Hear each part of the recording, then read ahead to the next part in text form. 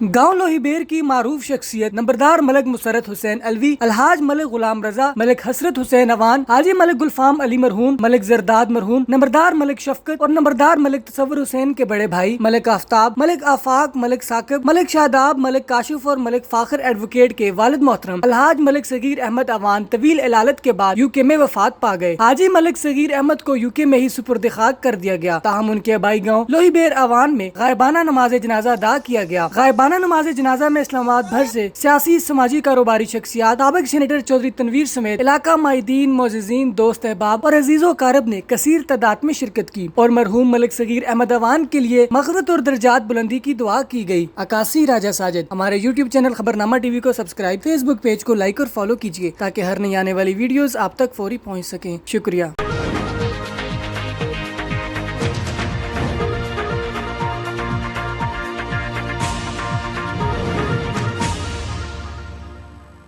टुर गए यार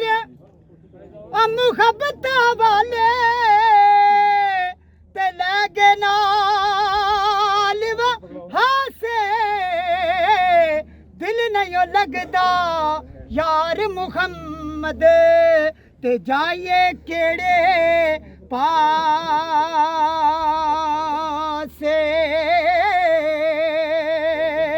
ते दुनिया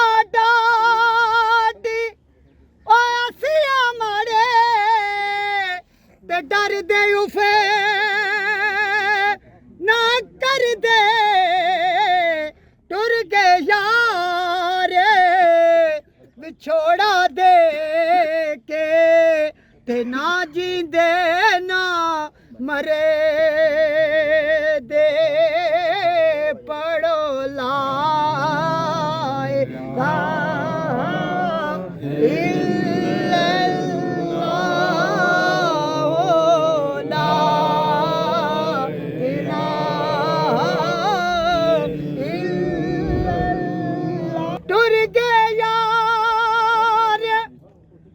मुहब्बत वाले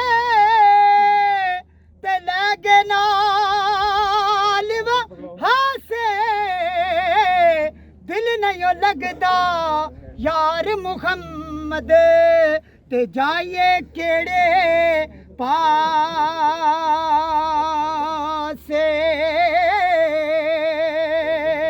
ते दुनिया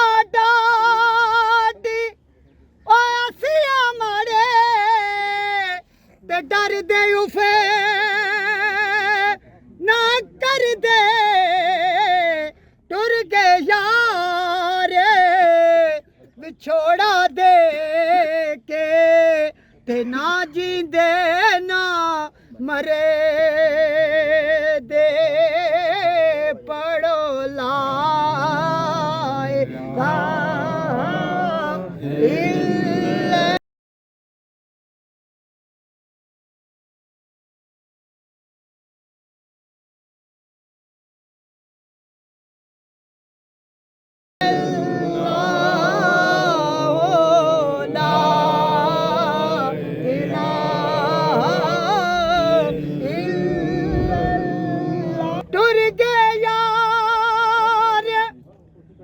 मुहब्बत वाले ते लगे नाल हासे दिल नहीं लगदा यार मुहम्मद ते जाइए केड़े पासे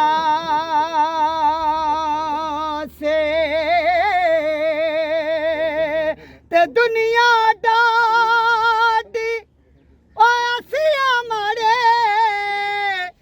डर दे उफे ना कर दे टुर गए यार विछोड़ा दे के ते ना जींदे ना मरे